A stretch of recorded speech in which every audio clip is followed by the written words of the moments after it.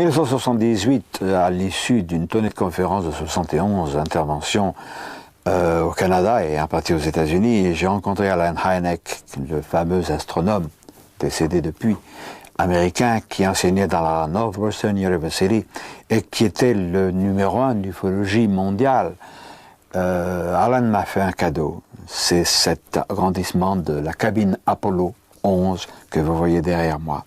Cela pour nous amener peu à peu aux États-Unis, où, bon, bien sûr, il y a davantage d'observations d'OVNI parce que c'est un territoire immense.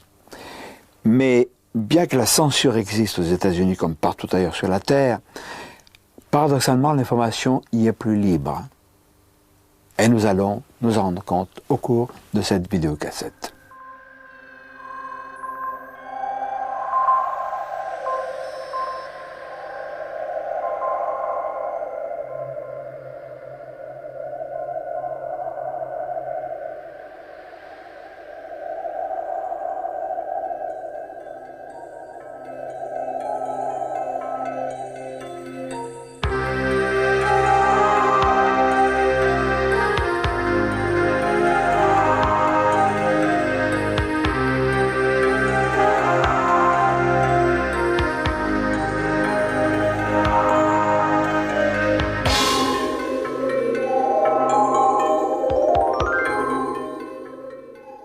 Bien sûr, aux États-Unis aussi, de nombreuses personnes se moquent des ovnis.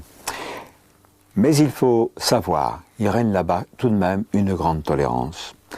Quand nous sommes allés à Richmond, en Virginie, un soir, nous nous sommes rendus dans un bookstore, c'est-à-dire une très grande librairie, pas spécialisée. Mais nous avons vu à quel point le public américain a l'intelligence de se passionner pour tout ce qui touche aux choses étranges, mystérieuses, et en particulier le domaine des ovnis. Nous avons vu des étalages, des rayonnages extraordinaires qui feraient rêver le plus blasé des ufologues français. C'est pourquoi aussi, aux États-Unis, existe la plus importante organisation, le MUFON. Donc à Richmond, en Virginie, nous sommes rendus au congrès annuel du MUFON, où nous avons rencontré quantité de personnalités extraordinaires.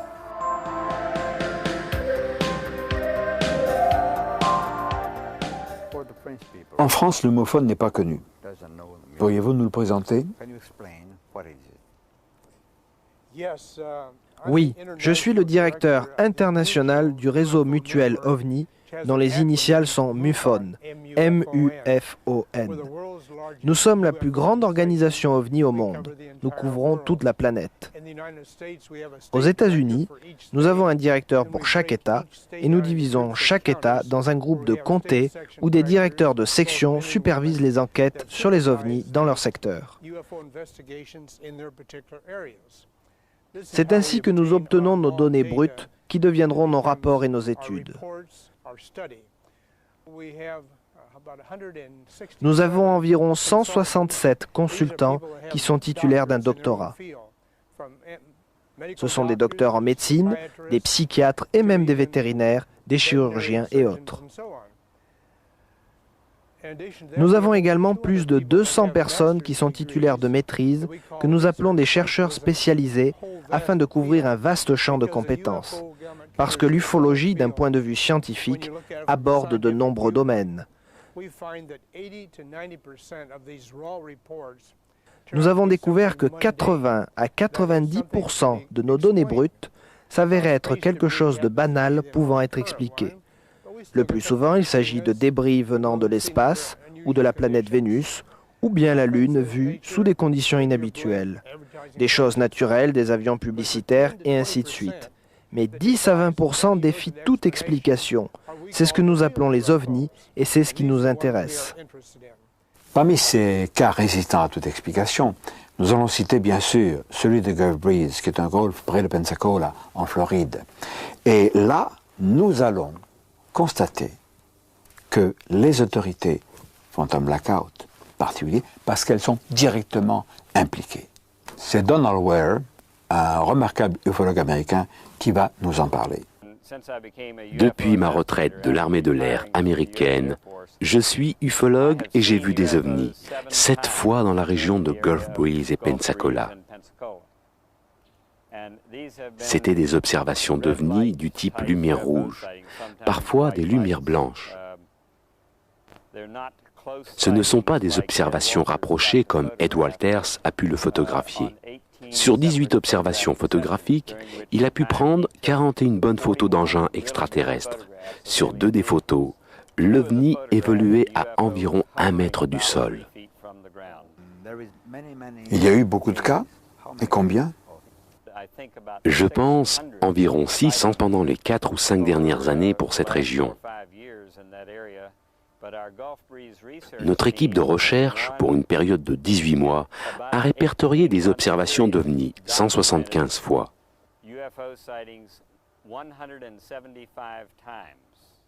Ils se montraient alors 3 fois par semaine. Nous avons des éléments récents comme quoi on a forcé un vaisseau spatial à descendre sur la plage. Ceci à environ une vingtaine de kilomètres de ma maison, sur une partie de la base aérienne d'England. Toutes les créatures extraterrestres à bord du vaisseau furent capturées par des gens du gouvernement américain. Sur la plage de la base aérienne d'England, il y a ce que j'appelle un dispositif d'impulsion électromagnétique dirigée. J'ai eu cette appellation confirmée par la personne qui a dit avoir fait des schémas pour la compagnie qui l'avait construit. C'est omnidirectionnel. Vous pouvez le pointer dans la direction que vous voulez. Cela va générer un rayon d'énergie électromagnétique qui, d'après mon expérience militaire, a des effets dévastateurs sur tout ce qui est électronique. À un très bas niveau, cela peut être utilisé pour tester la résistance électromagnétique d'équipements de guerre électronique. Peut-être pour tester des avions qui ont été électroniquement protégés contre ce genre d'impulsion. Ou bien, si vous augmentez la puissance, cela peut causer la défaillance des systèmes électroniques sur des avions ou bien sur des véhicules extraterrestres. C'est peut-être cela qui a fait descendre cette chose. Le véhicule a alors été transféré à la station aérienne navale de Pensacola. Les chefs d'état-major de l'armée américaine se sont rencontrés à la station navale aérienne de Pensacola le 21 août 1988. Ils ont visité un hangar qui était sous haute surveillance, équipé d'air conditionné depuis plusieurs semaines avant cela. Nous n'avons pas de preuves, mais nous avons beaucoup d'éléments circonstanciés comme quoi c'est ce qui est arrivé. Le cas de Gulf Breeze aux États-Unis est parfaitement connu, mais c'est pas vrai pour nous en Europe. Aux États-Unis, il faut le dire, l'information circule. Il y a une production énorme d'ouvrages sur l'ufologie. Nous nous en sommes rendus compte au congrès du MUFON à Richmond, à Virginie, avec l'abondance des stands qui proposaient des livres neufs, bien sûr, des nouveautés, mais aussi de très vieux bouquins. Et j'ai eu la surprise de trouver la traduction de mon bouquin « Les secours volantes viennent de notre monde », un documentaire, qui est paru en 1954 en France, mais la traduction anglaise a été publiée en 1956. C'était une pièce de musée. En dehors des ouvrages, documentaires et autres, il y a un envahissement de gadgets touchant directement ou indirectement l'ufologie, les t-shirts, des autocollants de diverses sortes. Et puis il y a des porte-clés, il y a des ceinturons. Vous voyez même ici un petit gris, un short grays. Ce n'est pas du mercantilisme, c'est entré dans les mœurs. Il y a une chose, par exemple, qui n'est pas du tout divulguée en France. Bien des ufologues même rigolent comme des imbéciles. Ce sont les jeunes femmes qui sont enlevées, qui sont inséminées, qui sont, disons-le, des sortes de mères porteuses, puisqu'au 3e mois de leur grossesse, elles subissent l'extraction du fœtus. Et c'est dramatiquement vrai.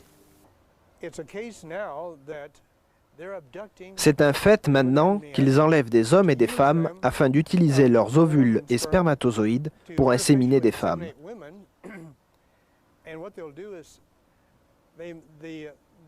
Alors elles sont enceintes pour environ 2 à 3 mois et durant la nuit le fœtus est enlevé et emmené quelque part.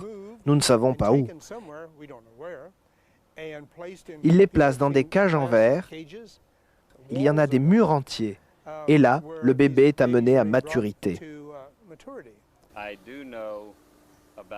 Je connais personnellement 64 personnes qui ont été à bord de véhicules extraterrestres. Et la plupart d'entre elles ont pris part à un programme d'hybridation. Je connais une dame près de chez moi qui a été enceinte 8 fois. Elle n'a qu'un seul enfant. Pour ce premier enfant, le docteur a dit avoir entendu 3 battements de cœur. Alors, ils ont utilisé l'échographie qui a montré 3 fœtus. Mais il n'y a eu qu'une seule naissance. Elle a été enceinte 7 fois après cela, et les fœtus ont disparu sans fausse couche à chaque fois. Alors, les ouvrages chez nous sont assez rares dans ce domaine. C'est vrai aussi pour l'audiovisuel. Mais justement, grâce à la Fox Video, nous disposons en France d'une vidéocassette extraordinaire, Intruders, d'après l'ouvrage de Bud Hopkins. Mais Intruders, c'est extraordinaire, c'est une sorte de fiction, mais basée sur des faits dramatiquement réels et terrifiants. Tiré de récits authentiques. Arrêtez les recherches, il faut que vous m'aidiez. Ils viennent me chercher, aidez-moi, j'ai si peur. Maman, ils me font mal. Ce qu'ils m'ont fait, ils le referont. La menace est réelle. Les envahisseurs sont là. Et ils ont des projets pour vous. Il faut dire qui est Bud Hopkins. C'est un sculpteur de talent, mais qui a un violon dingue qui est devenu une spécialité. Il est devenu hypnotiseur, un hypnotiseur remarquable, extrêmement humain, qui jamais ne suggère des réponses, mais pose des interrogations. Et il est devenu, de par cette spécialité, le numéro 1, le spécialiste des abductions avec, en français on dit des enlèvements, avec insémination artificielle chez les femmes de notre planète. Il y a des cas où les gens sont enlevés à l'hôpital alors qu'ils n'ont que 2 ou 3 jours. Mais disons qu'ils ont plutôt 5 ou 6 ans, peu importe. Ils sont enlevés, puis à nouveau enlevés coup sur coup. C'est comme s'ils étaient des animaux marqués pour une étude de la race humaine.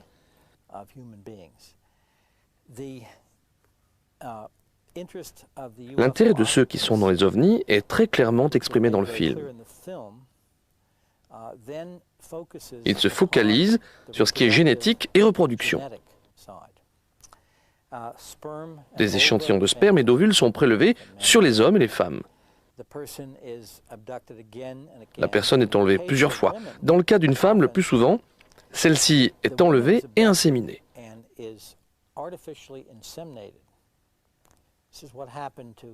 C'est ce qui est arrivé à Kathy Davis et qui a inspiré le film Intruders.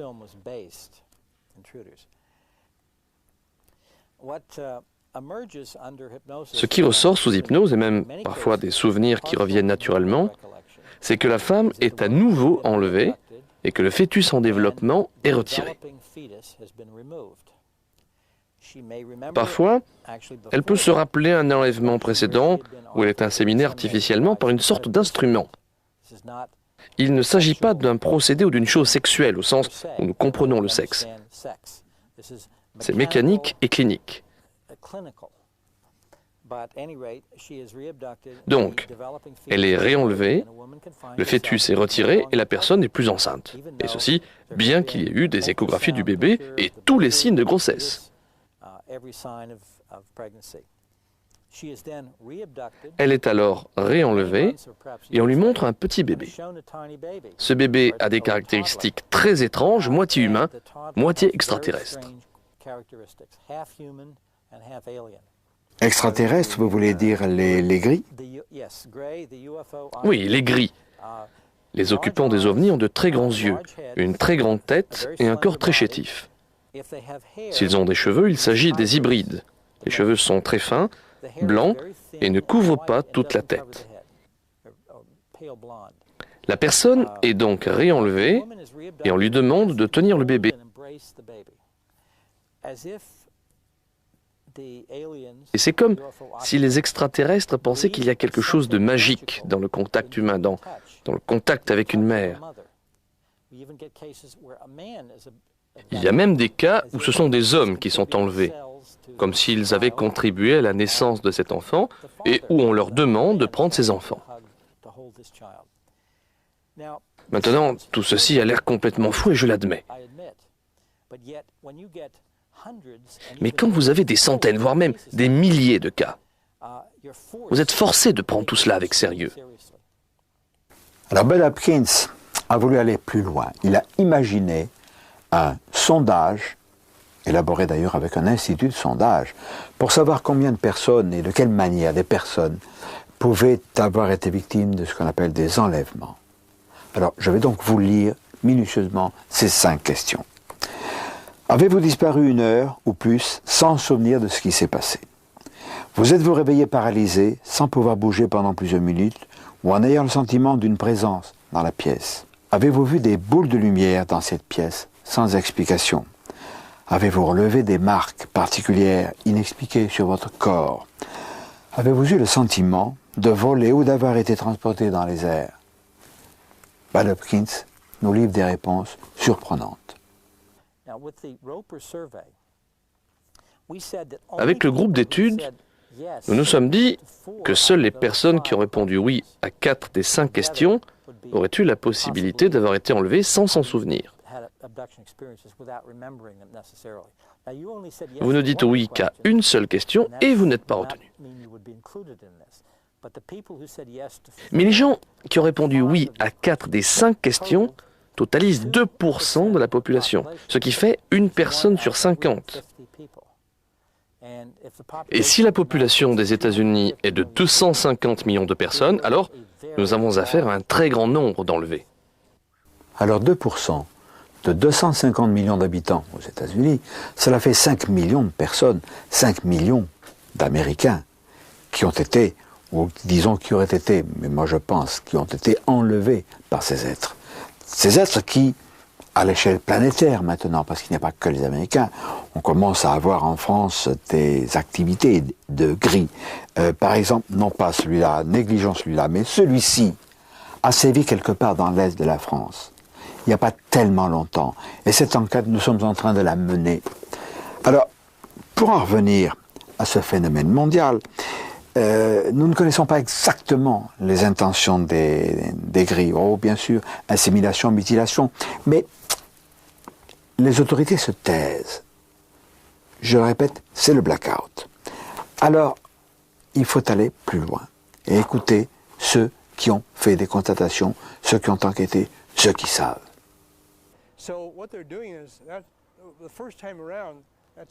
Ce qu'ils obtiennent la première fois est à moitié humain et à moitié extraterrestre. Donc leurs enfants feront plus qu'1 mètre à 1,20 m. Ils pourront atteindre la taille d'1,50 m. En croisant ainsi de suite, et ceci pendant des années, ils créent une nouvelle espèce qui a de l'endurance et de la force.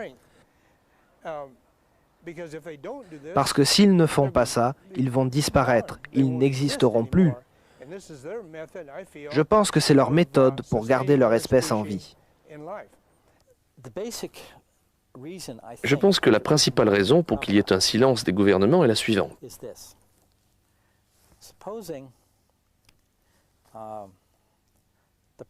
Supposons que le président de la République annonce ceci. Mesdames et messieurs, les extraterrestres sont présents dans notre environnement, nous ne pouvons rien y faire. Ils peuvent surpasser en vol tout ce que nous avons. Ils enlèvent des Français, des hommes, des femmes et des enfants la nuit.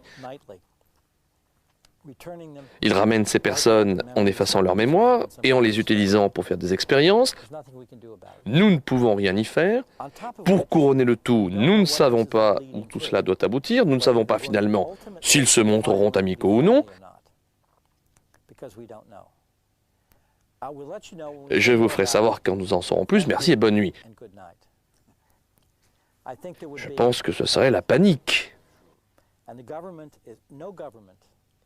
Et aucun gouvernement, François Mitterrand ou un autre, ne prendra les devants pour avouer une telle faiblesse. Nous sommes prisonniers. Oui, c'est entre leurs mains. Il n'y a rien que nous puissions faire. Maintenant, et c'est très important, je ne les vois pas comme des ennemis qui nous malmèneraient de façon délibérée. Ils n'ont pas l'air de faire ça. Ce ne sont pas des amis qui nous aident non plus. Ils sont ici pour leurs raisons. Il est malheureusement difficile, sinon impossible, d'en savoir davantage sur le comportement, sur les motivations des extraterrestres en raison de la censure du blackout appliquée par les gouvernements, tous les gouvernements. C'est pourquoi un groupe de gens courageux aux États-Unis ont créé Operation Right to Know, opération droit de savoir, sous-entendu, voir la fin du secret sur les ovnis et les extraterrestres. Et parmi les fondateurs de ce mouvement se trouve Ed Komarek. Opération Droit de savoir est une organisation internationale que nous avons créée pour obtenir des gouvernements du monde entier la divulgation des secrets concernant les ovnis. À l'heure actuelle, nous sommes principalement aux États-Unis, mais nous nous sommes déjà établis dans d'autres pays comme l'Argentine et nous commençons à nous établir dans d'autres pays d'Europe. Le 5 juillet, vous allez manifester à Washington devant la Maison-Blanche. Allez-vous rassembler beaucoup de monde? Ceci est en fait notre deuxième manifestation. Lors de la première, nous n'étions que 2. Et lorsque nous sommes allés à Washington, de plus en plus de gens nous ont rejoints. Maintenant, nous avons une organisation avec des membres, une lettre d'information. Et avec la couverture médiatique dont nous avons disposé, nous n'avons en fait aucune idée de combien nous serons. Nous avons prévu de 50 à 100 personnes, mais nous pouvons être des centaines. L'opération Droit de savoir, Operation Right to Know aux États-Unis, a une vocation internationale.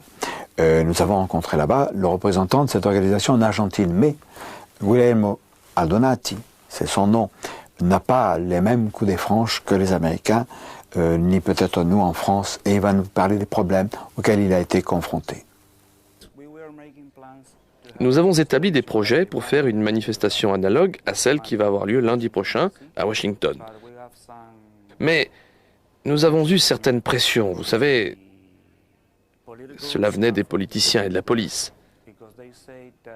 Parce qu'ils disaient que si nous faisions ce genre de manifestation, cela voudrait dire que nous sommes fous, vous comprenez?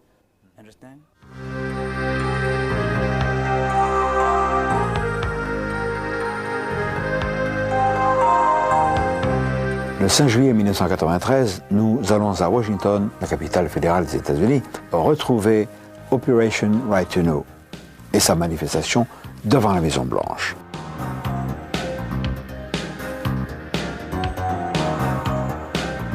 We're here to let the world know, and we're here to tell the government, no more lies! Nous nous retrouvons donc au parc Lafayette, où des intervenants vont se succéder, avant la marche symbolique en face de la Maison-Blanche.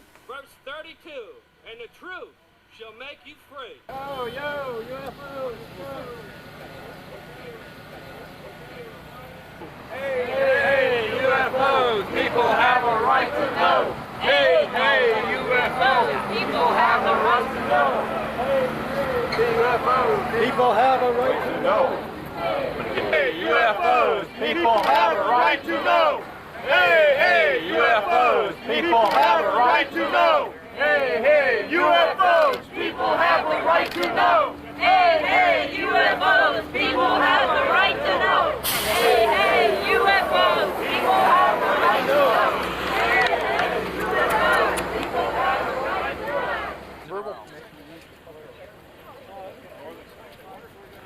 Hélène Douglas, vous êtes la fondatrice avec vos amis du mouvement Opération Droit de savoir. Quel est votre programme?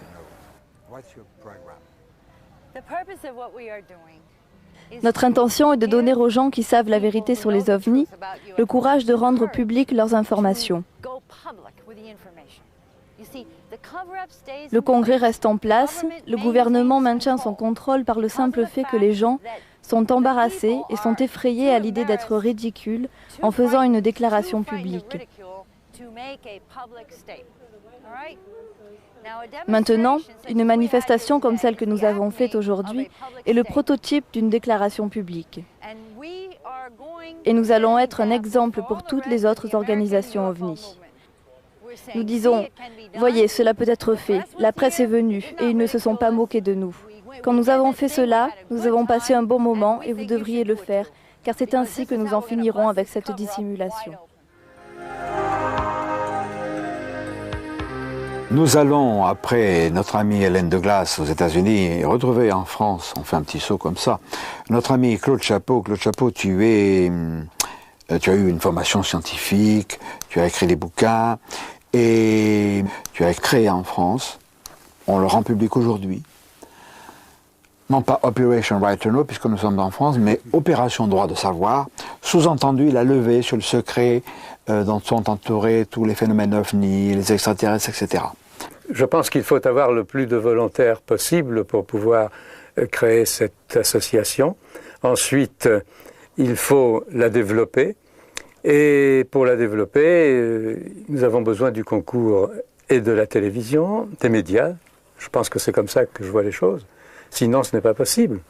Il faut souligner que tu entends d'abord réunir autour de toi un nombre important de scientifiques. Tu as déjà des scientifiques. Il faut que les hommes de science, intelligents et honnêtes, qui n'ont pas peur de se commettre avec des gens comme Claude Chapeau, qui est quand même lui aussi un scientifique, et qui a le courage de secouer la poussière des interdits pour dire « nous sommes confrontés à un phénomène dont on sait parfaitement qu'il s'agit d'engins matériels venus d'ailleurs, essayons d'aller un peu plus loin ». Et nous avons pour cela besoin évidemment d'hommes de science. Oui, nous allons surtout nous occuper d'une partie médicale qui est très intéressante, qui va être, je pense, faite par mon neveu, qui est médecin biologiste et qui a travaillé à l'Institut Pasteur. Nous pensons, grâce à toutes les associations qui existent en Europe, avoir réunir le plus de patients possible qui auraient été enlevés, ce que disent les Américains, les fameux abductees. Et ces patients, nous leur ferons des examens, toutes sortes d'examens, des examens biologiques, des examens radiologiques, et surtout, par la psychiatrie, nous les mettrons sous hypnose, de manière à savoir exactement ce qu'ils ont vécu lorsqu'ils ont été enlevés. Voilà, je pense que c'est la chose la plus importante que nous devons réaliser ici, en France et en Europe. Alors, nous allons donner l'adresse à laquelle le public va pouvoir écrire. Claude Chapeau, tu es la cheville ouvrière de cette organisation. Tu vas recevoir un morceau de courrier. Alors évidemment, on n'est pas contre le fait de recevoir 2 timbres pour la réponse, hein, parce que tout ça coûte cher. Je ne vais pas sortir une CBI pour faire la quête, mais sous-entendu, si on peut aider cette organisation, eh bien, par avance, merci. Alors, c'est pas fini, parce que ce silence qui entoure le problème des officiels, leur volonté de faire le blackout, tient au fait que les autorités sont complices et impliquées directement dans ce cover-up, dans ce blackout, dans cette loi du silence. Et un de nos amis qui s'occupe de ce problème en Argentine va nous en parler. Maintenant, nous avons des gris, ces êtres gris. Les gris. Avez-vous des bases souterraines? Nous avons des bases souterraines dans la ville de Victoria. C'est peut-être pourquoi on ne veut pas nous laisser expliquer aux gens ce qui se passe ici. Vous avez des enlèvements aussi? Oui. Et des hommes et des femmes? Oui, ils enlèvent des êtres humains comme des femmes et parfois aussi des petits garçons. Nous enquêtons là-dessus. Les bases extraterrestres sont planétaires. Elles sont réparties partout de par le monde. Et nous avons vu qu'elles étaient protégées par leur enfouissement sous des bases militaires.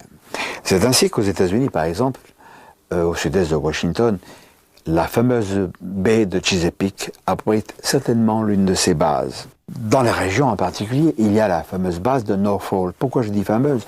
Parce que, vous le savez, je suppose, c'est là que s'est déroulée, avec Philadelphie également, cette expérience étonnante de ce navire des Eldridge qui a été rendu invisible, pensait-on, en 1943. Ce navire s'est dématérialisé de Philadelphie, s'est matérialisé à Norfolk, des témoins en attestent, il s'est de nouveau dématérialisé là pour revenir à Philadelphie à 640 km. Nous sommes allés à Norfolk, nous avons vu certaines installations, nous avons vu notamment sur les cartes, parce que ce n'est pas des panneaux touristiques qui l'indiquent, qu'il existe dans une zone au sud-sud-est de la baie de Chesapeake, une zone avec des perturbations magnétiques. Alors, est-ce que ces perturbations magnétiques sont liées à une base, comme il en existe une, pas très loin de New York, où se déroule le Montauk Project, qui met en activité des manipulations temporelles. Et c'est fantastique. C'est un tout petit premier pas vers les manipulations du temps en tant que dimension temporelle, et donc des voyages dans le temps. Cet ouvrage est fantastique. Celui-ci aussi, où il est question justement de cette expérience de la Philadelphie Experience. Alors ces manipulations sur le temps et l'espace prouvent, je pense, une collusion avec une technologie supérieure à celle qui était la nôtre en 1943. Donc déjà, des contacts avec une puissance extraterrestre existaient. Nous n'aborderons pas ce domaine-là aujourd'hui, mais dans une prochaine vidéocassette consacrée au vortex. Alors le fait que ces expériences aient eu pour, comme l'un des pôles Norfolk, renforce à mon avis la présence d'une base extraterrestre dans cette région.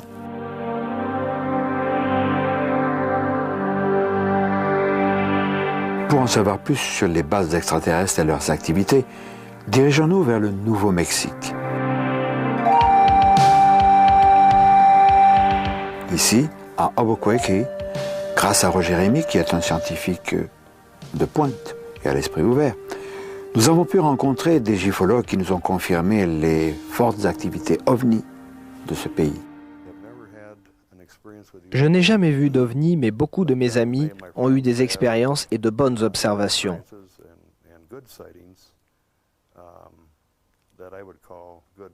C'est ce que j'appellerais des observations sérieuses. Ce n'était pas seulement une étoile filante ou un avion ou quelque chose comme ça. Je pense qu'on a de fortes chances de voir un ovni au Nouveau-Mexique. C'est une très bonne région. Pourquoi ici et pas au Manitoba ou en New Hampshire ou en d'autres États des États-Unis?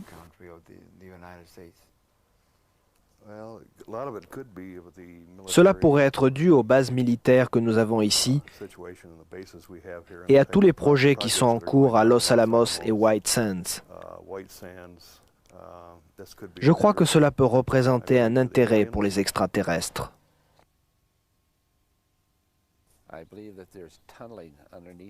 Je pense qu'il y a des tunnels souterrains.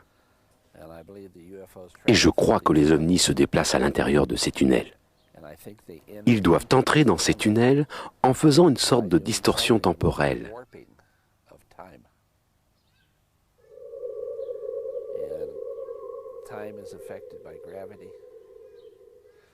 Le temps est affecté par la gravitation. Si vous pouvez créer un champ gravitationnel très intense pour quelques secondes, alors vous pouvez changer l'espace-temps. Je pense qu'il est évident que ces créatures dans les ovnis ont de grandes connaissances en ce qui concerne l'espace. La physique newtonienne, la physique einsteinienne, la physique quantique et ainsi de suite. Ils en savent beaucoup et ils savent comment manipuler ces choses. Voici la raison pour avoir des tunnels.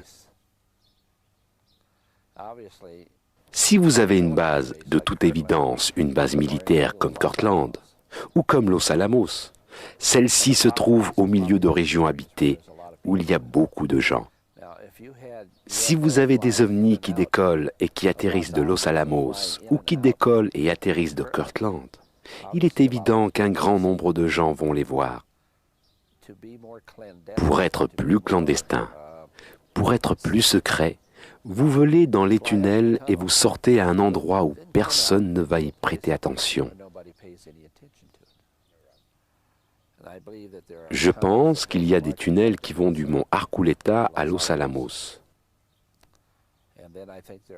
Je pense aussi qu'il y a des tunnels dans d'autres endroits du Nouveau-Mexique.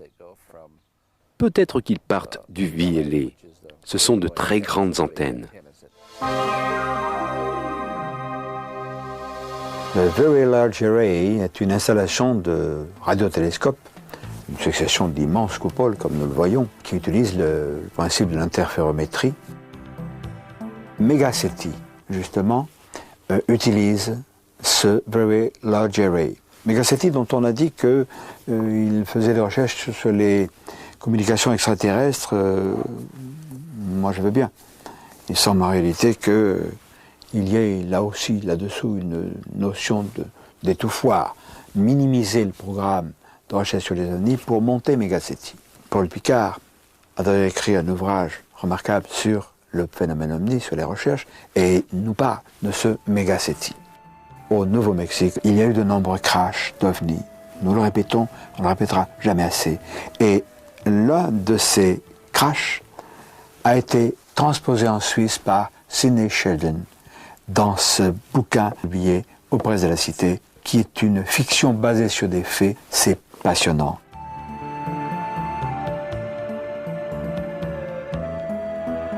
En ce qui concerne tous ces phénomènes dont les personnes ont été témoins, notamment ici au Nouveau-Mexique, où je crois que c'est un lieu de concentration de phénomènes inhabituels, il faut certainement, comme on dit en français, séparer le grain de l'ivraie de tous ces phénomènes. Et quand on a fait ce travail, on s'aperçoit qu'il reste un substrat de phénomènes inexpliqués dans le domaine des crashs. Et depuis 1947, je crois avoir dit au cours d'une de nos entrevues que j'ai eu entre mes mains des samples, des échantillons de matériaux. Certains des échantillons provenaient de matériaux très secrets d'engins terriens qui étaient crachés, d'autres par contre on ne savait absolument pas d'où ils venaient et on ne pouvait en avoir aucune idée. Mais en fait disons que la communauté politique et scientifique est très, très muette sur ce sujet. Et ça se comprend parce que les gens ont très peur. Les gens ont très peur de choquer l'opinion publique. Les gens ont très peur de choquer l'opinion scientifique ou religieuse, ce qui est parfois la même. Jérémy, je voudrais que tu nous parles d'un couple que tu connais bien. Avant de l'interroger, je voudrais savoir ce que tu penses de cet homme et son épouse. Ah ben écoute, c'est des gens... Disons Stewart oui, et c'est Norma. C'est Norma et Stewart. Et c'est des gens qui m'ont été présentés il y a pratiquement un an et demi. Elle était infirmière, elle soignait à domicile, et lui était ingénieur électricien qui installait des lignes de haute tension dans le bled, en plus de leur ranch. C'est donc des gens très travailleurs, qui ont travaillé très dur toute leur vie, qui ont élevé des enfants du mieux qu'ils ont pu, et qui n'ont jamais été, comment dirais-je, des marginaux en quoi que ce soit. Ces gens-là respirent la santé et l'honnêteté. Bon, ça c'était la première impression que j'ai eue. Ensuite, quand ils ont commencé à me raconter leur histoire, qui au départ était absolument invraisemblable, comment des gens qui ont vécu en plein désert, qui sont sains d'esprit, qui sont stables, pouvaient à brûle pour point me sortir une histoire avec des rencontres d'un autre type, du troisième type, pratiquement.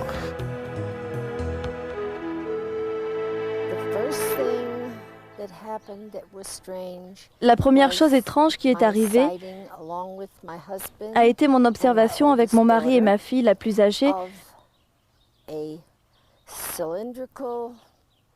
d'un objet en forme de cylindre qui bougeait en tournoyant autour du sommet d'une montagne appelée Twin Peaks.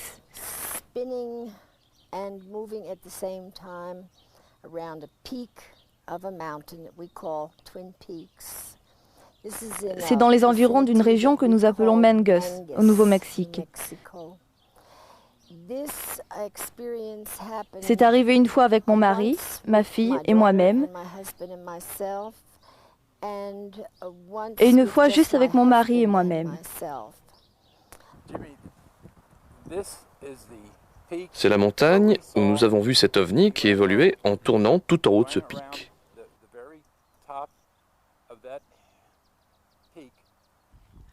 C'était durant le jour ou la nuit? Dans le courant de la journée, je dirais que ce serait à peu près à cette heure-ci dans l'après-midi. Est-ce qu'il reflétait la lumière du soleil ou est-ce qu'il avait ses propres lumières? Non, il n'y avait pas de lumière dessus, c'était une sorte de couleur aluminium argenté.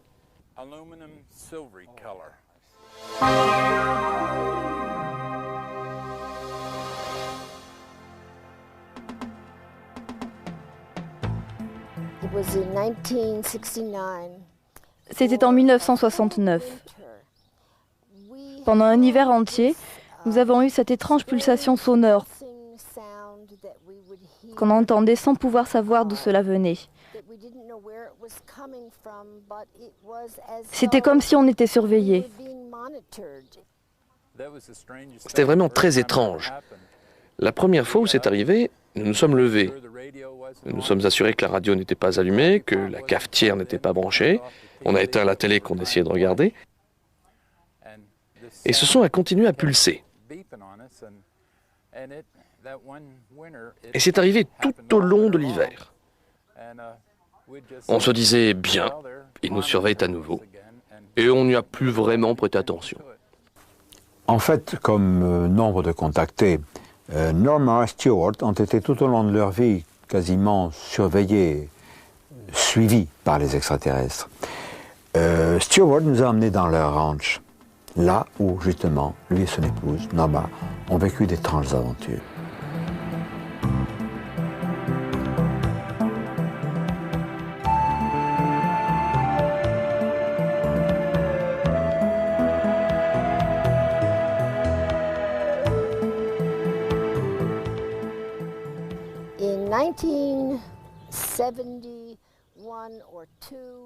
En 1971-72, je regardais par la fenêtre de ma cuisine et j'ai vu cet objet pas si grand que ça.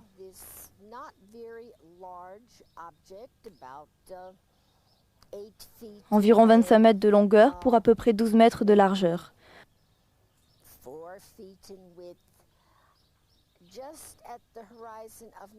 Juste à la limite de la fenêtre de ma cuisine. Ça a été une observation très rapide. Et la seule chose dont je me souvienne véritablement est cette magnifique couleur dorée sur le dessous. Il y a une montagne pas loin. Alors j'ai couru vers l'autre fenêtre de ma cuisine pour voir où il allait s'écraser, car j'étais certaine qu'il ne pourrait pas s'élever à temps pour passer au-dessus de la montagne. Et il n'y avait rien là-bas. Il y a une fois où ma sœur est venue nous voir. On lui a raconté pour les ovnis qu'on observait. Elle nous a dit qu'elle aimerait en voir un.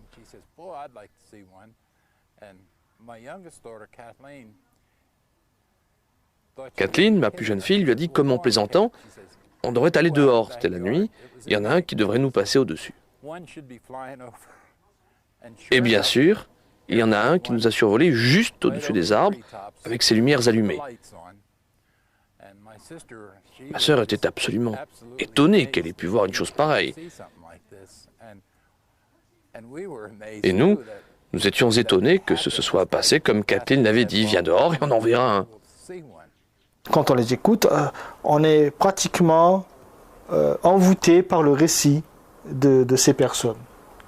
Que ce soit cette brave dame Norma, son aimable mari et ses enfants.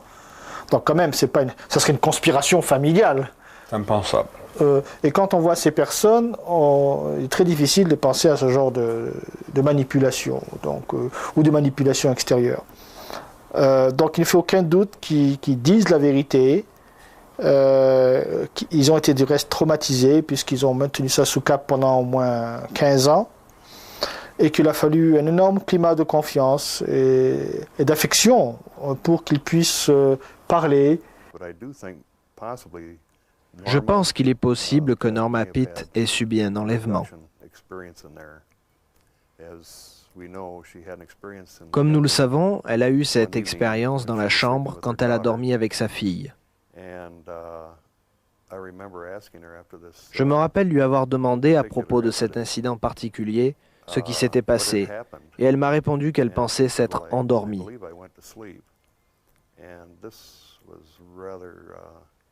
Et c'est plutôt un bon signe en faveur d'un enlèvement.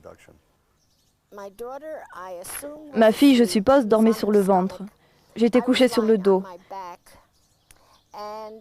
C'était juste avant que je m'endorme. J'ai ouvert les yeux et j'ai vu un cercle de lumière blanche sur le plancher de la chambre. Mais cela venait à travers le toit, comme ceci.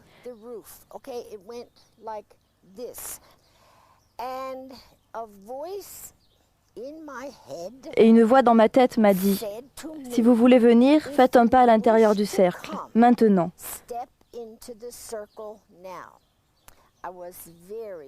J'étais très effrayée.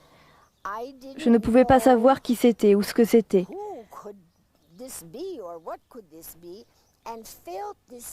J'ai ressenti le besoin, peu importe ce que ce fut, de dire que je ne voulais pas y aller. Je ne voulais pas admettre que j'avais peur. Je voulais avoir une bonne raison. Donc j'ai dit dans ma tête, j'ai un jeune enfant, je ne peux pas quitter cet enfant. Je dois m'en occuper jusqu'à ce qu'il grandisse. Après ça, j'ai fermé les yeux et je me suis réveillée le lendemain matin. Plus tard, j'ai remarqué cette tache sur ma jambe. J'ai cru que je m'étais donné un coup avec le lave-vaisselle. Finalement, je suis allée voir le docteur et on m'a dit que j'avais un mélanome de la peau.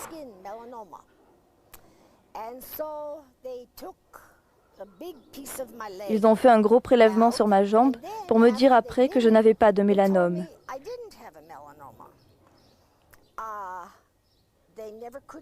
Ils n'ont jamais pu me dire ce que c'était. Comment vous êtes-vous rappelé votre contact? Je m'en rappelle comme un flashback.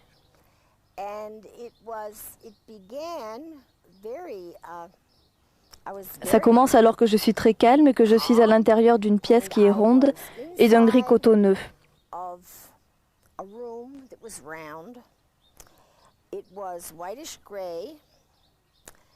J'étais assise, mais je ne savais pas sur quoi j'étais assise. J'ai commencé à vraiment faire attention à la créature. Et c'était effrayant.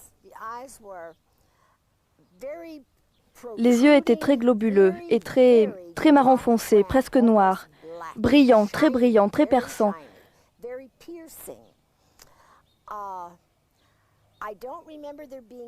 Je ne me rappelle pas qu'il y ait eu un nez et la bouche était très petite, une très petite bouche.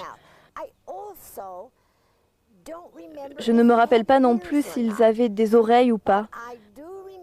Mais je me rappelle que je ne pouvais pas voir le cou, parce que le menton descendait jusque sur la poitrine.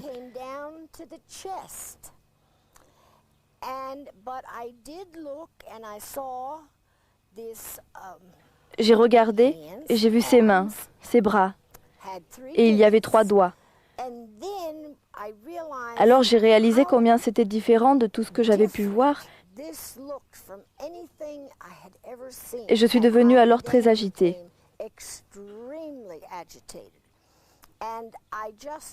J'ai alors littéralement fermé mon esprit. J'ai décidé que je ne voulais pas en savoir plus. Point. Et je n'ai plus eu jamais d'autres souvenirs depuis que c'est arrivé. Vous voyez, pour tout cela, j'ai l'air de le prendre comme si c'était naturel. Je n'ai jamais eu la curiosité d'aller plus loin. Ce désintéressement de Norma paraît anormal. Nous n'avons pas voulu forcer sa volonté. Nous pensons, enfin je pense, qu'elle a été suggestionnée pour ne pas tout dire. C'est un cas là aussi fréquent sur tout ce qui touche aux abductees, aux enlevés, aux kidnappés par ces êtres. Elle ne l'a pas dit, mais il est possible d'envisager un enlèvement, sinon plusieurs. Alors nous allons retourner auprès de Roger Rémy et nous allons aborder avec lui le domaine des technologies nouvelles terriennes pour l'instant, peut-être nous permettront, nous aussi, d'établir des contacts. Alors que jusqu'à maintenant, c'est l'inverse. Ce sont les extraterrestres qui établissent des contacts avec nous. Nous écoutons Roger Rémy. Je développe des projets très avancés. Je suis en train de mettre un projet de recherche dans le domaine de la fusion qui pourra peut-être amener à des nouveaux développements technologiques sur des explorations, ce qu'on appelle Deep Space Exploration. De faire des nouveaux designs d'engins spatiaux qui peuvent aller sur la planète Mars en très peu de temps, en quelques jours au lieu de quelques semaines ou mois. Et en collaboration avec des universités, avec des astronautes, des formeurs astronautes comme Jacques Schmitt qui a marché sur la Lune, peut-être développer des réacteurs à fusion qui peuvent produire de l'électricité et qui brûleront, on l'espère, de l'hélium 3. Et c'est à ce sujet... Non, de l'hélium 3. Tritium est radioactif. Ce mot hélium 3, je ne sais pas s'il est très connu du public, et c'est là-dessus que je souhaiterais, en tant que membre de l'IMSA, faire vraiment une parenthèse bien marquée. On a découvert en 1985, quand on a ramené des échantillons de la Lune, que la Lune avait un minéral appelé la régolithe, et que dans cette régolithe, il y avait un gaz qui était propulsé par les vents solaires depuis des billions d'années, et que ce gaz, c'est de l'hélium 3. C'est un gaz très rare sur Terre, il y en a peut-être en tout que quelques kilos. Ou alors il provient de la désintégration des fuels radioactifs des missiles. Donc c'est un produit très rare. Mais par contre, sur la Lune, il y a pour plus de 1 millier d'années de réserve d'hélium 3 qui peut être utilisé comme carburant pour la fusion, et laquelle fusion peut produire donc de l'énergie électrique si on arrive à allumer l'hélium 3 en tant que fusion. L'avantage, le grand avantage que le public ne connaît pas, c'est que l'hélium 3 est aneutronique, c'est-à-dire qu'il ne dégage pas de radiation. Donc il est certain que nous n'avons pas tellement le choix d'avoir des progrès très substantiels dans le domaine à la fois des matériaux et de l'efficacité des conversions énergétiques. Et qui plus est, d'avoir des énergies propres, qui ne polluent pas, où il n'y a pas de déchets radioactifs. Donc quand on arrive déjà à cette progression intellectuelle et technique, le pas est presque franchi d'ouvrir la fenêtre pour l'espace. Concernant ces techniques avancées, nous allons vous proposer un document tout à fait extraordinaire. Il a été obtenu à partir de la navette spatiale américaine, donc en plein espace. Filmé lors de la mission STS-48 de septembre 1991, cette image représente une partie du globe terrestre plongée dans l'obscurité de la nuit. Dans le coin supérieur droit de l'écran, vous voyez le ciel ou l'espace. C'est au centre de ce rond qu'apparaît l'objet en cause. Jusqu'à présent, son mouvement ne semble pas anormal. Mais vous remarquerez qu'un flash va se produire sur la gauche de l'écran. Alors l'objet va modifier brutalement sa trajectoire, ce qui implique des caractéristiques de vol impossibles à atteindre pour des engins terrestres connus. Vitesse maximale 320 000 km/h, accélération 14 000 G, c'est-à-dire 14 000 fois l'intensité de l'apesanteur que nous subissons à la surface de la Terre. Sur cet agrandissement, nous verrons mieux ce changement de direction et vous remarquerez aussi un trait lumineux qui semble frôler l'objet après cette modification de cap. Donald Ratch, qui a participé à l'opération Droit de savoir, va nous conter dans quelles circonstances il a obtenu accidentellement ces images étonnantes.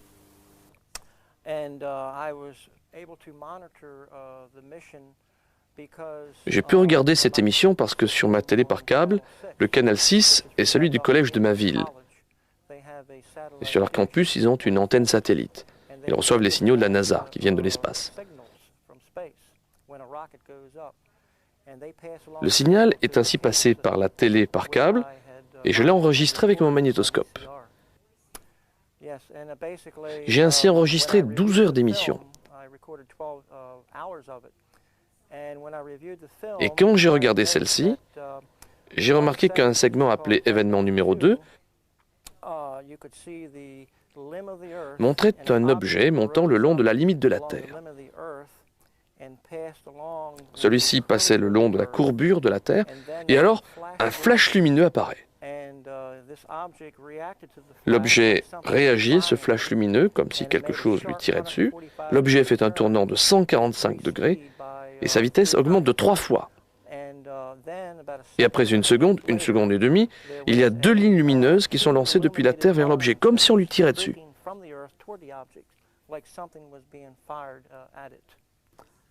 Qu'a dit la NASA? Je me suis tourné vers mon député et lui ai envoyé une copie du film. Elle a alors transmis à la NASA. Ils ont envoyé une réponse dans laquelle ils maintenaient que l'objet était un débris et que ce débris n'était qu'à quelques trentaines de centimètres de la caméra. J'ai alors envoyé le film à Richard Hoagland, qui avait fait des études sur les monuments de Mars. Lui et un docteur en physique ont analysé le film et sont arrivés à la conclusion que l'objet n'était pas à quelques mètres, mais à 2800 km de la caméra. Vous remarquerez que la NASA a parlé de débris de glace. De glace, pas de glace à la vanille, bien sûr, ni de glace de morceaux de miroir, non, mais d'une glace qui se forme autour de la navette. Donc la NASA authentifie, s'il s'agissait de glace, authentifie le film comme étant pris effectivement depuis une navette spatiale. Ça, c'est très important. Mais la manière, la vitesse, le déplacement de cet engin, tout ça, est quelque chose de tout à fait bizarre et insolite qui ne correspond pas avec notre technologie. Alors peut-on invoquer une origine extraterrestre pour cet objet? Pourquoi pas? Mais alors pourquoi ces flashs, ces tirs, soi-disant laser? D'après Roger Rémy, il pourrait s'agir d'une nouvelle technologie mise en œuvre par l'Air Force. Bon, nous savons que l'Air Force travaille sur des projets extraordinaires. Voici un document émanant de la NASA. Oh, nous ne l'avons pas volé, nous ne l'avons pas dérobé. C'est un document qui est disponible. Et il fait état de choses tout à fait étonnantes dans le domaine de la technologie. Sur ce document, il est question par exemple de projets de véhicules spatiaux utilisant la fusion, et cette fusion amorcée par des tirs laser. L'important dans le film de la navette spatiale, c'est qu'il y a une anomalie qui est gênante. Cet objet, à l'évidence, n'est pas touché par les tirs des faisceaux laser ou autres. Est-ce qu'il ne s'agirait pas d'une technologie mixte, élaborée avec le concours des extraterrestres? Mais précisons que ces recherches de pointe, selon Roger Rémy, qui est quand même placé pour le savoir parce qu'il fait partie de ces chercheurs de pointe, peut avoir une seule origine terrestre. Il a peut-être raison. Peut-être que des chercheurs d'aujourd'hui, des chercheurs d'avant-garde, ont réalisé ce que nos visiteurs ont accompli et se sont dit, mais pourquoi pas nous? Et qu'ils se sont lancés dans cette voie. Et Roger fait partie de ces chercheurs de pointe qui vont peut-être nous ouvrir les clés du cosmos. Donc aujourd'hui, nous arrivons à cette limite d'éclosion. Nous allons peut-être, comme on dit en anglais, avoir un blooming effect, fleurir, un nouvel âge où, enfin, je l'espère, les gens vont comprendre les intérêts de poursuivre des recherches très avancées. Et c'est là peut-être où on se rapproche avec d'autres entités qui ont vaincu tout ce procédé, ont survécu à ces procédés, ont appris à maîtriser ces technologies. Et donc nous sommes peut-être à la veille d'un bouleversement à la fois énergétique, économique et social et aussi intellectuel. Cette incursion aux États-Unis nous a démontré, si besoin était, que les Américains sont probablement plus que nous ouverts à ce domaine extraordinaire de ces visiteurs qui viennent, des visiteurs de divers horizons. Tous les ufologues ayant l'esprit ouvert et dignes de ce nom savent qu'il s'agit de gens, entre guillemets, venus d'ailleurs. Mais cela peut s'admettre aujourd'hui, parce que nous avons quand même derrière nous un background technologique, un passé technologique. Mais reportons-nous juste après la libération, il y a donc 50 ans, aux États-Unis, dans la région de Los Alamos, dans un peu plus le sud, n'est-ce pas, où s'installent des rampe de lancement de fusées. Vous vous rappelez ces premières fusées, les Walk Corporal, qui ressemblaient à un petit crayon habillé comme ça. Oh, elles n'allaient pas très haut, puis elles retombaient. Ça se passait au Nouveau-Mexique, où ont eu lieu les crashs d'OVNI, où se trouvent des bases souterraines de gris. Et les Américains se sont aperçus que les Indiens, et notamment dans les pueblos, les villages, regardaient monter ça dans le ciel, et puis continuaient leurs occupations. Alors, ils leur ont posé la question, mais vous n'êtes pas surpris par ces choses-là? Parce qu'entre nous, les Américains, quand ils voyaient décoller ça, s'ils n'étaient pas Rocketeers, c'était des techniciens des fusées, ils avaient tendance, les témoins, à rentrer la tête dans les épaules. Et les Indiens ont dit, non, pas du tout. Nous, ça ne nous étonne pas. On leur dit, mais pourquoi ça ne vous étonne pas? Parce que nous savions, nous, peuple des nations indiennes, nous savions que l'ère de lumière, l'ère de l'avenir, prendra naissance ici, chez nous. L'ère de la lumière, c'est un âge nouveau qui s'annonce pour notre planète. Est-ce que nous mériterons nous aussi la lumière, ou est-ce que nous commettrons l'erreur de la transformer en nova? Et ce pourrait être alors la fin de notre monde. Mais ne soyons pas pessimistes. Les portes du futur, si c'est ainsi que nous appelons notre collection, vous réservent d'autres surprises, probablement moins dramatiques. À bientôt.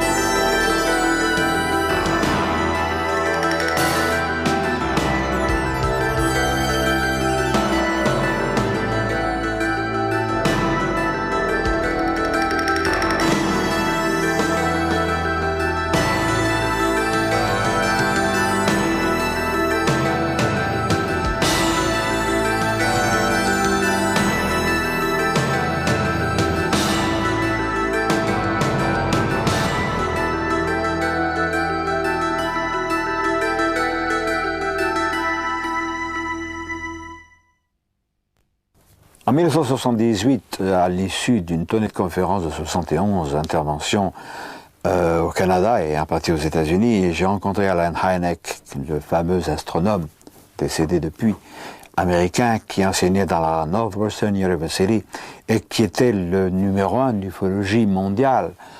Alan m'a fait un cadeau, c'est cet agrandissement de la cabine Apollo 11 que vous voyez derrière moi. Cela pour nous amener peu à peu aux États-Unis où, bon, bien sûr, il y a davantage d'observations d'OVNI parce que c'est un territoire immense.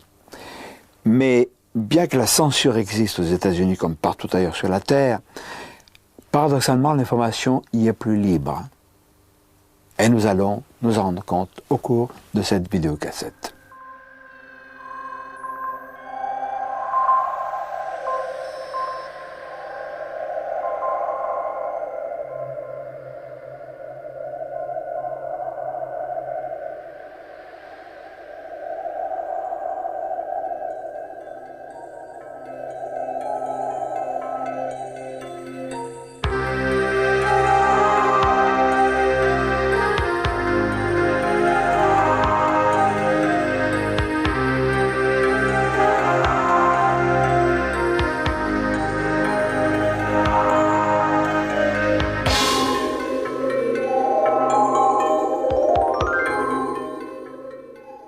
Bien sûr, aux États-Unis aussi, de nombreuses personnes se moquent des ovnis. Mais il faut savoir, il règne là-bas tout de même une grande tolérance. Quand nous sommes allés à Richmond, en Virginie, un soir, nous nous sommes rendus dans un bookstore, c'est-à-dire une très grande librairie, pas spécialisée.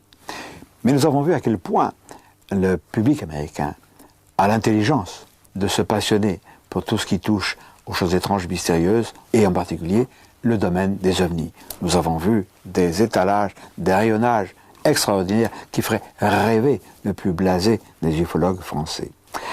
C'est pourquoi aussi aux États-Unis existe la plus importante organisation, le MUFON. Donc à Richmond, en Virginie, nous sommes rendus au congrès annuel du MUFON, où nous avons rencontré quantité de personnalités extraordinaires.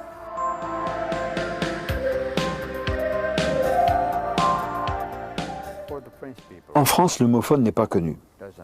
Pourriez-vous nous le présenter?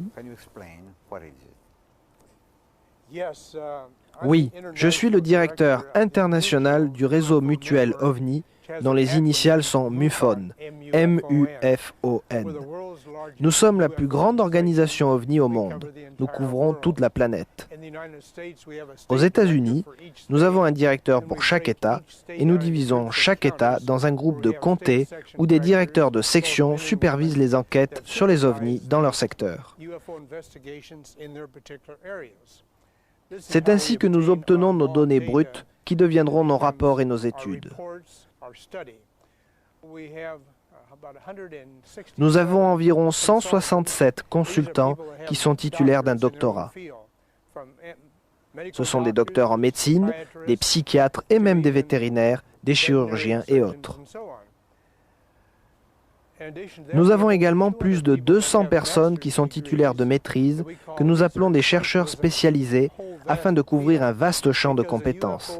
Parce que l'ufologie, d'un point de vue scientifique, aborde de nombreux domaines.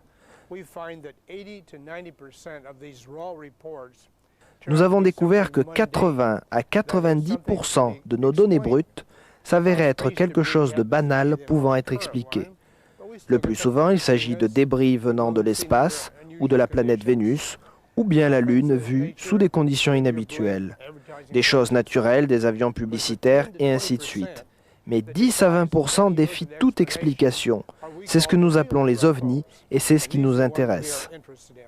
Parmi ces cas résistants à toute explication, nous allons citer bien sûr celui de Gulf Breeze, qui est un golfe près de Pensacola, en Floride.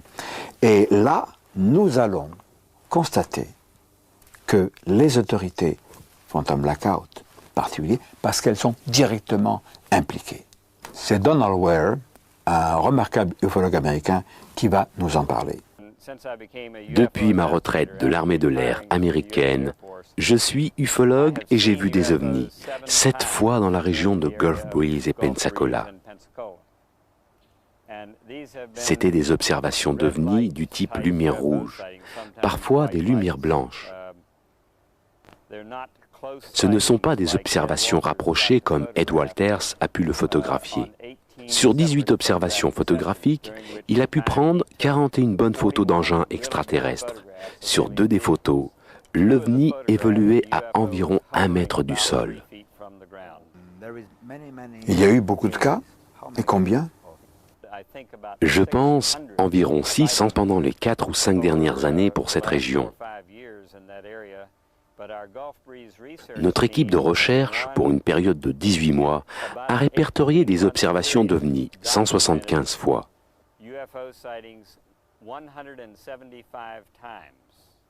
Ils se montraient alors 3 fois par semaine. Nous avons des éléments récents comme quoi on a forcé un vaisseau spatial à descendre sur la plage. Ceci à environ une vingtaine de kilomètres de ma maison, sur une partie de la base aérienne d'England. Toutes les créatures extraterrestres à bord du vaisseau furent capturées par des gens du gouvernement américain. Sur la plage de la base aérienne d'England, il y a ce que j'appelle un dispositif d'impulsion électromagnétique dirigée. J'ai eu cette appellation confirmée par la personne qui a dit avoir fait des schémas pour la compagnie qui l'avait construit. C'est omnidirectionnel. Vous pouvez le pointer dans la direction que vous voulez. Cela va générer un rayon d'énergie électromagnétique qui, d'après mon expérience militaire, a des effets dévastateurs sur tout ce qui est électronique. À un très bas niveau, cela peut être utilisé pour tester la résistance électromagnétique d'équipements de guerre électronique.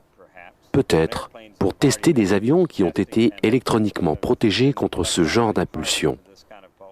Ou bien, si vous augmentez la puissance, cela peut causer la défaillance des systèmes électroniques sur des avions ou bien sur des véhicules extraterrestres.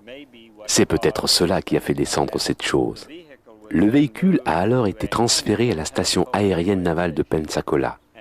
Les chefs d'état-major de l'armée américaine se sont rencontrés à la station navale aérienne de Pensacola le 21 août 1988.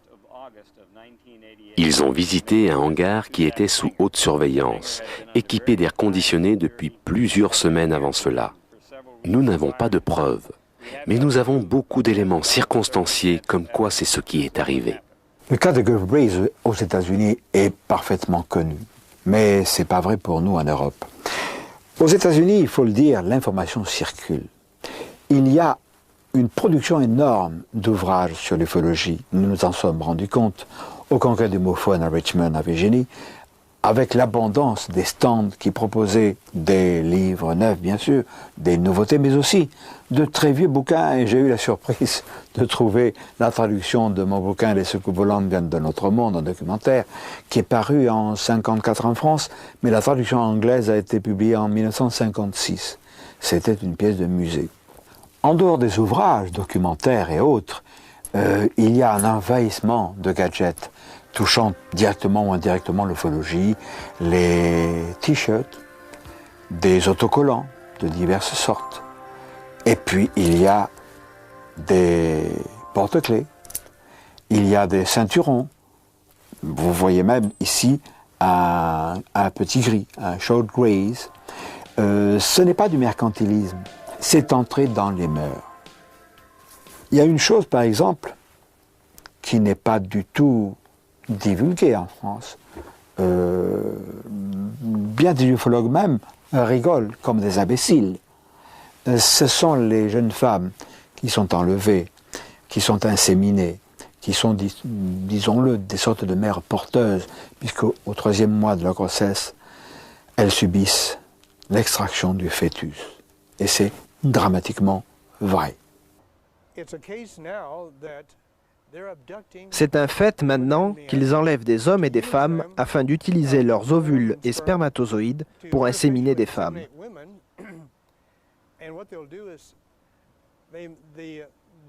Alors elles sont enceintes pour environ 2 à 3 mois et durant la nuit le fœtus est enlevé et emmené quelque part. Nous ne savons pas où. Ils les placent dans des cages en verre. Il y en a des murs entiers. Et là, le bébé est amené à maturité. Je connais personnellement 64 personnes qui ont été à bord de véhicules extraterrestres. Et la plupart d'entre elles ont pris part à un programme d'hybridation. Je connais une dame près de chez moi qui a été enceinte 8 fois. Elle n'a qu'un seul enfant. Pour ce premier enfant, le docteur a dit avoir entendu 3 battements de cœur. Alors, ils ont utilisé l'échographie qui a montré 3 fœtus. Mais il n'y a eu qu'une seule naissance. Elle a été enceinte 7 fois après cela, et les fœtus ont disparu sans fausse couche à chaque fois. Alors, les ouvrages chez nous sont assez rares dans ce domaine. C'est vrai aussi pour l'audiovisuel. Mais justement, grâce à la Fox Video, nous disposons en France d'une vidéocassette extraordinaire, Intruders, d'après l'ouvrage de Bud Hopkins. Mais Intruders, c'est extraordinaire, c'est une sorte de fiction, mais basée sur des faits dramatiquement réels et terrifiants. Tiré de récits authentiques. Arrêtez les recherches, il faut que vous m'aidiez.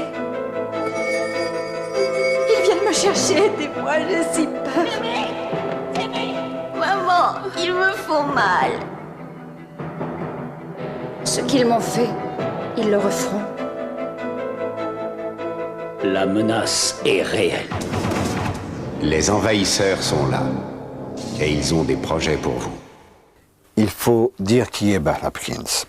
C'est un sculpteur de talent, mais qui a un violon dingue qui est devenu une spécialité. Il est devenu hypnotiseur. Un hypnotiseur remarquable, extrêmement humain, qui jamais ne suggère des réponses, mais pose des interrogations. Et il est devenu, de par cette spécialité, le numéro 1, le spécialiste des abductions en français on dit des enlèvements avec insémination artificielle chez les femmes de notre planète.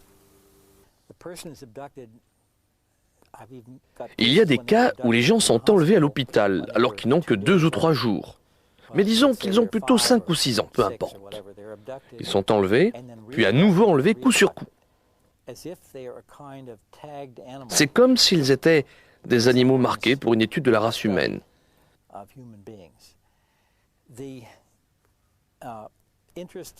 L'intérêt de ceux qui sont dans les ovnis est très clairement exprimé dans le film. Ils se focalisent sur ce qui est génétique et reproduction. Des échantillons de sperme et d'ovules sont prélevés sur les hommes et les femmes. La personne est enlevée plusieurs fois. Dans le cas d'une femme, le plus souvent, celle-ci est enlevée et inséminée.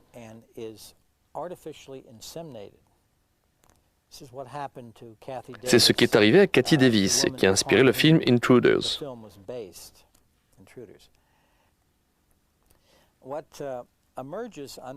Ce qui ressort sous hypnose, et même parfois des souvenirs qui reviennent naturellement, c'est que la femme est à nouveau enlevée et que le fœtus en développement est retiré. Parfois, elle peut se rappeler un enlèvement précédent où elle est inséminée artificiellement par une sorte d'instrument. Il ne s'agit pas d'un procédé ou d'une chose sexuelle au sens où nous comprenons le sexe. C'est mécanique et clinique. Donc, elle est réenlevée, le fœtus est retiré et la personne n'est plus enceinte. Et ceci, bien qu'il y ait eu des échographies du bébé et tous les signes de grossesse. Elle est alors réenlevée et on lui montre un petit bébé. Ce bébé a des caractéristiques très étranges, moitié humain, moitié extraterrestre. Extraterrestres, vous voulez dire les gris? Oui, les gris. Les occupants des ovnis ont de très grands yeux, une très grande tête et un corps très chétif. S'ils ont des cheveux, il s'agit des hybrides. Les cheveux sont très fins, blancs et ne couvrent pas toute la tête. La personne est donc réenlevée et on lui demande de tenir le bébé. Et c'est comme si les extraterrestres pensaient qu'il y a quelque chose de magique dans le contact humain, dans le contact avec une mère. Il y a même des cas où ce sont des hommes qui sont enlevés, comme s'ils avaient contribué à la naissance de cet enfant et où on leur demande de prendre ces enfants. Maintenant, tout ceci a l'air complètement fou et je l'admets. Mais quand vous avez des centaines, voire même des milliers de cas, vous êtes forcé de prendre tout cela avec sérieux. Alors Bud Hopkins a voulu aller plus loin. Il a imaginé un sondage, élaboré d'ailleurs avec un institut de sondage, pour savoir combien de personnes et de quelle manière des personnes pouvaient avoir été victimes de ce qu'on appelle des enlèvements. Alors je vais donc vous lire minutieusement ces 5 questions. Avez-vous disparu 1 heure ou plus sans souvenir de ce qui s'est passé? Vous êtes-vous réveillé paralysé, sans pouvoir bouger pendant plusieurs minutes, ou en ayant le sentiment d'une présence dans la pièce? Avez-vous vu des boules de lumière dans cette pièce, sans explication? Avez-vous relevé des marques particulières, inexpliquées sur votre corps? Avez-vous eu le sentiment de voler ou d'avoir été transporté dans les airs? Bud Hopkins nous livre des réponses surprenantes. Avec le groupe d'études, nous nous sommes dit que seules les personnes qui ont répondu oui à 4 des 5 questions auraient eu la possibilité d'avoir été enlevées sans s'en souvenir. Vous ne dites oui qu'à une seule question et vous n'êtes pas retenu. Mais les gens qui ont répondu oui à 4 des 5 questions totalisent 2% de la population, ce qui fait une personne sur 50. Et si la population des États-Unis est de 250 millions de personnes, alors nous avons affaire à un très grand nombre d'enlevés. Alors 2% de 250 millions d'habitants aux États-Unis, cela fait 5 millions de personnes, 5 millions d'Américains qui ont été, ou disons qui auraient été, mais moi je pense, qui ont été enlevés par ces êtres. Ces êtres qui, à l'échelle planétaire maintenant, parce qu'il n'y a pas que les Américains, on commence à avoir en France des activités de gris. Par exemple, non pas celui-là, négligeons celui-là, mais celui-ci a sévi quelque part dans l'est de la France. Il n'y a pas tellement longtemps. Et cette enquête, nous sommes en train de la mener